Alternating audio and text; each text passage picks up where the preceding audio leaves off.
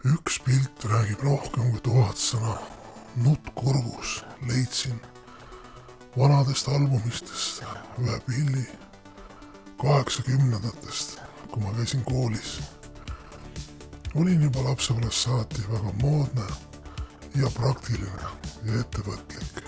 See pilt räägib iseenese eest. Järgmine tund oli kehaline kasvatus, milleks vaeva näha, dressipüks alla, viikar peale, ilus king.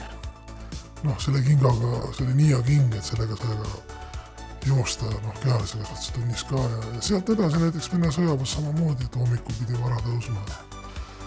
See oli see rotapadjom, 4-5 sekundiga pidi. Seal ma samamoodi läksin vormiga magama kohe, siis hommikul ei pidanud seal kiiruse sekundite peale ennast rivistuses ülesse lööma sõjavormiga.